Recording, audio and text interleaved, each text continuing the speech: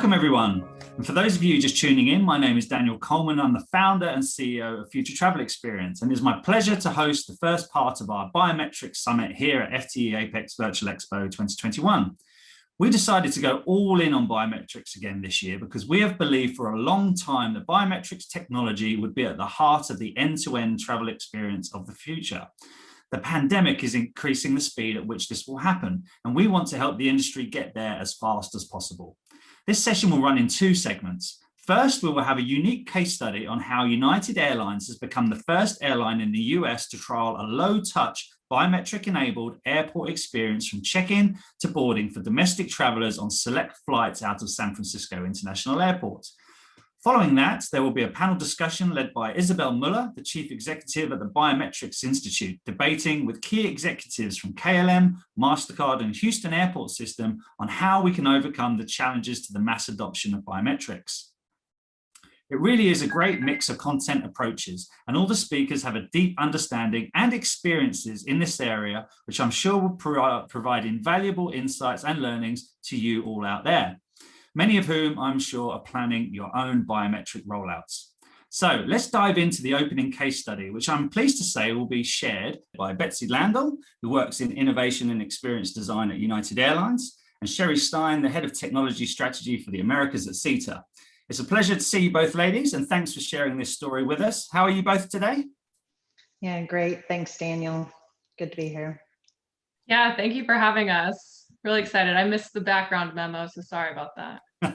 No problem. So let's talk about how you're collaborating to bring more biometric options to United Airlines customers flying out of SFO. So Betsy, could you tell us about the project? What exactly does it involve? Sure. So the project as it exists today is an enrollment kiosk at our lobby in Terminal 3 at SFO. There's actually two enrollment kiosks that the customers can use. They enroll their biometrics, take a picture at the kiosk, and then that picture is used throughout their journey.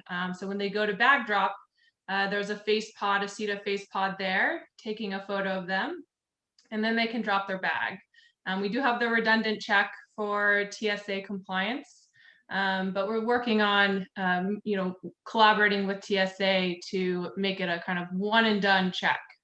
And then the customers get through security, and at two gates, E5 and E6, customers board completely touchlessly using their face. And this still excites me today to watch. But basically, the customer walks up, takes a picture, and they're good to go. They're completely reconciled with our boarding process, and the customers definitely get a big kick out of it too. Fantastic. And could you tell us about the solution that's powering this, Sherry? Sure. So we've used our SITA SmartPath solution that's deployed around the world, and we've built on what we've done in the past with US biometric in the United States, or biometric exit in the United States. And we've brought that to the front of the house as part of the airline check-in process. So at the kiosk, we had two simple steps: scan your driver's license, scan the front, scan the back. We validate the driver's license to make sure it's not fraudulent, and then take a photo. And then we reconcile those two to make sure the identity on the driver's license matches the name on the boarding pass, matches the face of the passenger, and then we create that enrollment that allows them to move then seamlessly through the rest of the process. Okay. Very good. And how is this different from other trials being done with biometrics around the US and the world, Sherry? Yeah, the great thing about this, I think, is the focus around domestic travel, because most trials with biometrics worldwide rely on either the use of an e-chip passport, where we pull the data from the passport as part of that initial enrollment process, or the use of CBP's traveler verification service. That's been the real focus of the use of biometrics in the United States, is focusing around US biometric exit and help to facilitate travel, again, for international flights departing the United States. And the domestic market represents 80% of travel in the United States. So it's a really large unserved market right now. And so by being able to now take advantage of the approaching Real ID standards that make driver's license more machine readable format, we're able to bring this technology to the domestic market. And that's really huge, because it opens up, you know, potential doors for anybody to now be eligible to use the service. Understood. Yeah, and from an airline perspective, I mean, this is huge. I think we're seeing domestic travel come back much quicker than international travel. Yes. And we want biometric solutions not just to be for our international travelers or customers with passports. And since, you know, the US is so driver's license dominant, this is something that, you know, we were really excited to bring to the majority of our customers an opportunity to participate in. Yeah, and obviously this is a different approach. I'm guessing you considered a number of ways of doing this. In the end, you just thought that this was just the definitive way to go from a domestic perspective. Yeah, you know, right now there's no equivalent of the traveler verification service for domestic flights. So I think they're, you know, they're looking at ways to make that available through the TSA and for pre-check travelers, but really to make something available for the general population that's not limited to a specific subset of travelers has not been available before. And so, you know, the driver's license, like I said earlier, has been a challenge, right? Because it's not historically been a machine readable document. Yes. And so now, as new licenses are being issued in a Real ID compliant fashion, those can now be read through you know, software. And so that we're able to use that data to create this process. And so I think that really, you know, is helping to pave a way forward, whether it's a slot card reader or whether a person puts it on the front and flips it to the backside. You know, the value of either approach remains to be seen, which is better, which is easier, which is more intuitive, but that's part of what this trial is about. Fantastic. And how did this all come to be? Tell me the story of the collaboration. Did you go to United with this? Did they search you out, having heard some of this? And obviously San Francisco is the choice airport. Was there a unique reason that was the location that you started with?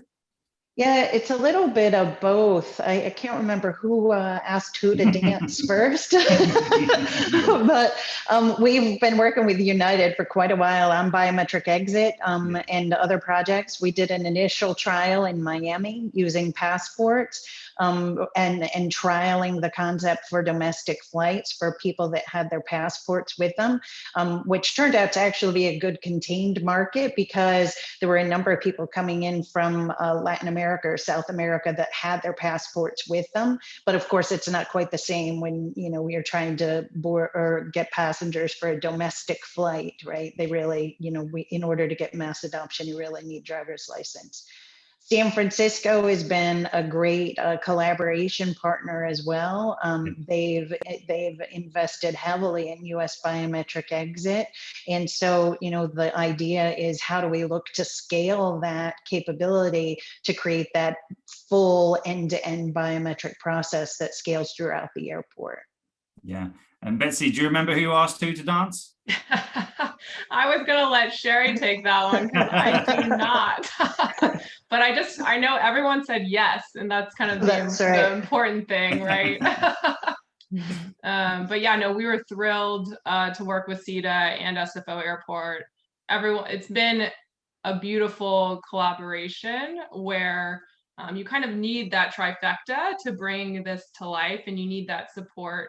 And SFO Airport and SITA have been, you know, excellent partners in all of this, and our SFO team, United team, has also been great at pulling this together. The agents and the staff there just really stepped up. You know, we said on top of COVID, hey, you know, will you support a biometric trial? And everyone said, you know, how high? You know, how high do you need us to jump? So it's great. Yeah, well, I'm sure we'll come onto this later, but it does feel like biometric projects have kicked on another gear as a result of the pandemic. And obviously Ian Law, the CIO at San Francisco, is a big believer in technology and a great collaborator. So yeah, I can kind of see how this came together. So no, it's a good story. And Betsy, how does this tie in with United's process? What are you looking to do? I had an interesting discussion with Scott Kirby the other day, and obviously there's a real transformation going on there at United. So I take it this biometrics effort is really part of your vision for what you want United to be in the future, right? Right. I think before COVID, we were interested in biometrics from an efficiency and somewhat from a compliance with government mandates standpoint. But now with COVID, I think there's so much emphasis on touchless as well as streamlining that customer experience and bringing these solutions to life, honestly, at a very rapid pace. Our technology team has, just completely lit a fire under themselves and is moving very quickly to kind of be at the forefront of this technology when historically maybe we weren't. Yes. So, I mean, it's definitely kind of taken off with COVID. Lots of focus on it, which to me is super excited as kind of a biometrics nerd. But it's great to see these things actually in the airport and coming to life, and not just something that we talk about in meetings. So, of course. And interestingly, do you think that passengers, we're going to get onto some feedback, I'm sure, a little bit later, but do you think that it will become like a choice thing for passengers? I want to fly United because I get through the airport fast, easily, smoothly, and biometrics is a big enabler of the experience you want to create to gain that loyalty and choice from passengers. Yeah, absolutely. I think, as a customer, I hope everyone, kind of comes together. And I do think there's an element of integration across airlines that would be interesting with this technology.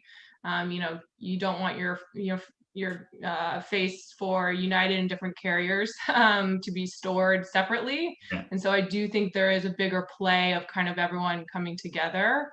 But I do think this will be a competitive advantage amongst a lot of other reasons to fly United, which I'm, a little biased for, but definitely see this as something people will remember and want to opt into. Yeah. And obviously, if I can add to that, just as a story, a quick story. So when we kicked this off, I think it was the beginning of April, and United was sending emails out to passengers inviting them to participate. And we had people that would literally come from the gate back to the front of the house so they could try it because they wanted to participate. They were so excited about it. So, I do think there's opportunity for differentiation for sure. And, you've always got those early adopters, right, that are loyalists to the brand and want to really help do whatever they can to make technology adoption be successful.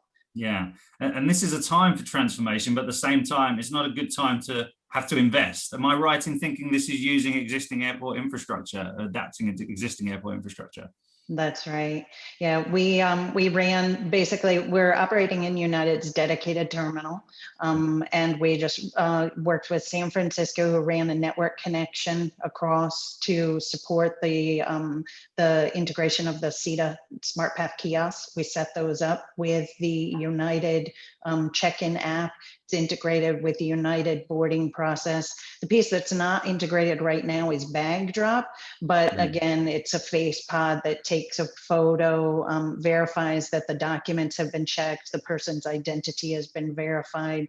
The agent can give a cursory look at the information rather than having to now, take possession of the boarding pass, take possession of the ID in order to accept the bag. Yeah, understood. So it's been running since April. So what have been the lessons learned, the challenges overcome, and the real successes so far? And I think you've hinted a bit already, but what do the customers think? What are the passengers thinking? Maybe Betsy, let's start with you there. I think that has been one of the big things why we did this, test and learn and iterative process, why we really kicked this off, is to understand customers' perception on biometrics and if they are interested in opting into this. A lot of the biometric trials that we kind of touched on before are a little less kind of proactive opting in. But we, as Sherry mentioned, we were sending our customers emails telling them about the trial, telling them where to go to participate if they want to. And we had people running over, is this where is this where the biometric trial is? And to see that, as someone who's worked on this for a little while, is just really exciting to see people self-selecting to participate and be a part of it. I think it really is an ode to the future and what the future of travel will look like. And we had some people on Twitter tweeting about it.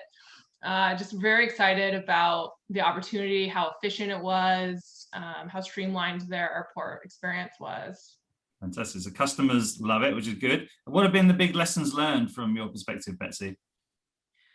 Yeah, I think again, this is a crawl, walk, run, and we are definitely in the crawl phase. This is really kind of cutting edge technology that SITA is pulling together.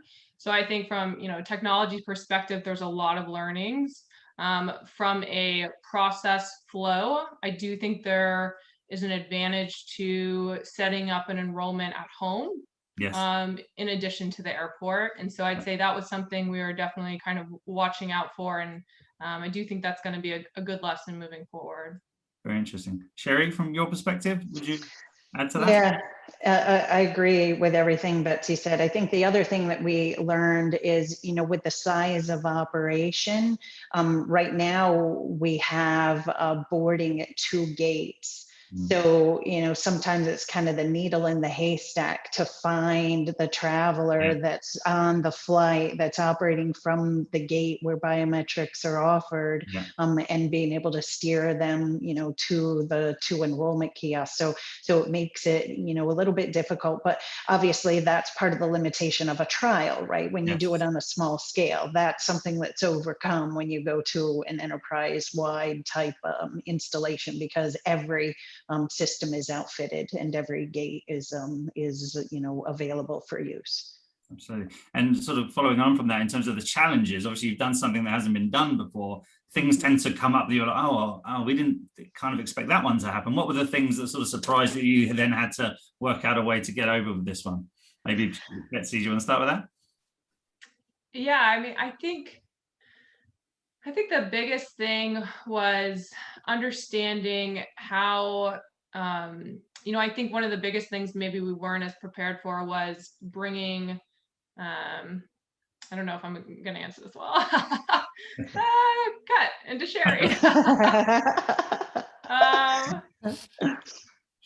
What was the question again? Lessons learned? The question, so it was really, what were the challenges you faced along the way? Well, we'll do this, Sherry. Should I come to you this? But go to Sherry. Okay, we'll cut this. So following up, 3, 2, 1. Sherry, following on from that, obviously, when you do something that hasn't been done before, you often come across challenges you weren't quite expecting. So what were those challenges on this, and how did you find ways to get over those? Yeah, so I think one of the, maybe 2 of the first ones that immediately come to mind from a technology perspective is, one, we made a conscious decision to impose an 18 and older age limit as the age of consent. And we didn't factor in the number of families that would also want to participate or that had, their kids with them that might be 16 and older that had their driver's license or state issued ID with them. So what we ended up doing operationally to overcome that is we would allow the parents to enroll, but then the children were able to still accompany them through the expedited, processing at bag drop or, through the biometric lane for boarding the plane. So that was one of those instances. I think another one was the number of people that have state issued ID, not specifically driver's license. Yeah. So we also, again, chose to limit our implementation to driver's license specifically. And so what we're looking at now is how do we now look to scale that to enabling additional document types. Right. So, for non-drivers as an example, so that we could add those additional document types and make the solution more robust and more widely available to eligible travelers. Interesting. Okay. And obviously we couldn't talk biometrics without talking about privacy. Betsy, I'm sure you've given this a lot of thought. How have you sort of managed that aspect, and have you been very clear at the gate and things like that with information about what is happening? We were talking with Dave Wilson at CSAC the other week, and they had a very, very overt kind of approach to the privacy point. What's been the United take on this? Yeah, so privacy is number one when it comes to biometrics for us. The way we have it set up is customers' information, and Sherry can share more about this, but it's deleted after their flight, 12 hours after their flight. And that's something we make sure to educate our agents on that are really running kind of the operations on the ground. I think, ultimately the goal is that customers own their own data. And that's kind of the direction the industry in general is moving. Yes. And I'd say United is a big fan of, keep making sure our customer data is safely secured. And we have a fantastic privacy and data security team. Good. And at the outset of the project, we spent a lot of time working on language for the disclosure screen. Is on the kiosk, the first thing that pops up is a disclosure screen. And so it's a very explicit opt-in, right? The passenger has to choose to accept to participate. And then at any point through the process, they can also choose to exit if they don't want to participate, so they can withdraw that consent. Biometric exit has been a little bit different, right? Because by choosing to fly on an international flight and putting in your passport information and checking in, you've already opted in. And so by the time you get to the gate, there's a much stronger emphasis, I think, on having to make sure those disclosures are provided at the gate as part of announcements and signage and whatnot. Whereas with this process, those same signs are there and available, but not as much with the orientation around reinforcing those disclosures as it is more about directional guidance of here's where to use the biometric solution. Okay, very good. So obviously you're still scaling out the trial, a bit of a way to go, but what's next? Obviously, I think from everything I'm getting so far is working well. Where does this go to now? Well, what's the on the horizon for this trial, and what comes after? Maybe Betsy, that's a good question for you. Sure. I'm hoping to get a trip to Aruba next, but I think what's next is kind of what I mentioned earlier. This is an iterative process for us, and it is kind of step one in this kind of domestic travel biometrics. I think as we look further down, I think it's how do we add on additional touch points? Yes. How do we make it so that the customer can enroll at home? How do we expand this kind of beyond SFO? And a lot more good things to come. As I also mentioned, our technology team is moving at kind of rapid speed. So I'm hoping it's really not too far into the future that we'll start to see some of these things. Good stuff. Yeah, and piggybacking on that, I think, absolutely. Digital identity, right, is the natural kind of progression, being able to integrate with the mobile check-in process. I think also when you think about what else is going on as part of the post-COVID response is health and digital passports, right? And how those digital health declarations and digital health passports tie in with digital identity and the biometric-enabled airport, and bringing all of those things together. I think that'll be part of that continued evolution. But certainly building a roadmap out of what we learned from this, and then how that solution scales. If we do need to look at, different types of document reader capabilities, what additional document types we support, things around the operational flow and how to more tightly couple that. I think all of those things are part of the, what we'll take out of this and look at as next steps.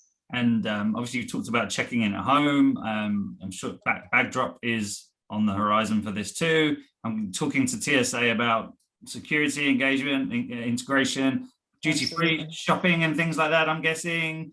Obviously people like car rental and hotels, and are those discussions already started with potential partners? I'm hearing some good stories about some of these external parties who are willing to get involved in this. Are you guys right in the middle of those discussions as well, and have some encouraging news for us on a true end-to-end biometric-enabled travel journey?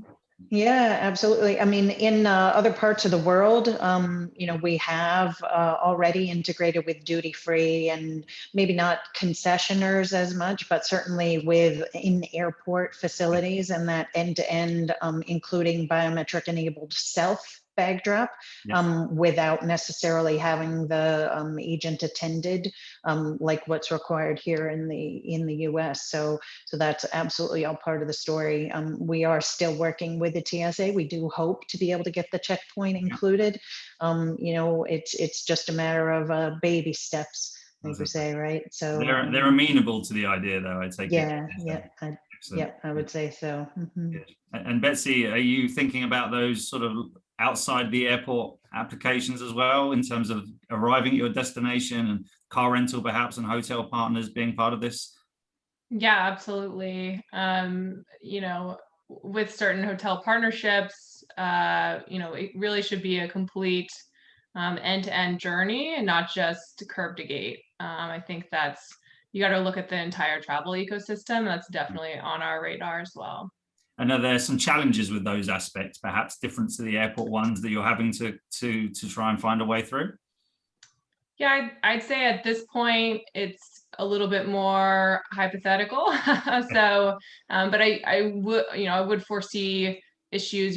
When you start to want to engage with multiple parties, that's when the privacy and interoperability, exchanging that kind of data gets much more complex as you add parties to your plan. So and who's the source of trusted identity, right? Like, for renting a car is different than for booking a hotel, or getting your room key versus getting through security. So all of those nuances come into play.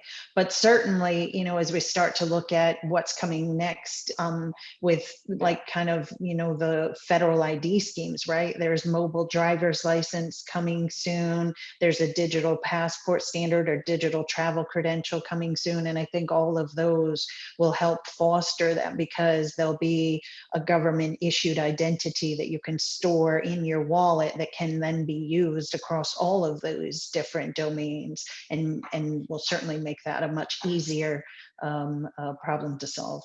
Interesting. And obviously we know a lot of airlines and airports around the world are looking at biometric projects. I was going to ask you guys for sort of a recommended framework on the business model behind this, like in terms of perhaps like the funding of this. Is this something that the airlines and the airports should all be contributing to, because there's benefits both sides? Are you able to give us some insights into what you guys think the recommended model is between partners on rolling out a biometric program? Betsy, would you mind kicking us off there? Oh, that's a good one. Favorite, all right? Yeah, favorite one. I think it really is gonna come down to certain pieces of it. If it's hardware, if it's common use, if it's a software-based platform in the United app, obviously that's a United product. And so I think it actually will be not as black and white as we probably would like. But yeah, I do think it is an interesting question. I think, they're kind of everyone's customer, right? It's an SFO airline, SFO airport customer, as well as a United customer, leveraging SITA technology. So different in each location, perhaps. There's not one size fits all realistically, and how you might do it. Yeah. And Sherry, you've obviously been in the middle of a lot of these rollouts. Do you have a recommended practice after trying to do it in a number of airports around the world? Yeah, I mean, my opinion, of course, is going to be a little slanted, I suppose, right? As it's SITA's kind of core is around that shared services infrastructure. But I really think that, if nothing else, I think COVID has really brought kind of an opportunity for us to rethink the way we invest in that airport infrastructure. And, airlines have spent a huge amount of time in the United States in particular in creating dedicated network, dedicated infrastructure, dedicated IT investment, huge capital expenditure. And I really think that this has proven, with the ability to extend the common network, to make those shared services available as part of the underpinning architecture that still allows United to run its applications, manage its staff, manage its processes, and to do that fluidly and seamlessly, I really think helps prove that there's potential value for that common use infrastructure and that shared services approach to add value in the domestic space. And that's something that we probably wouldn't have thought about or considered prior to COVID.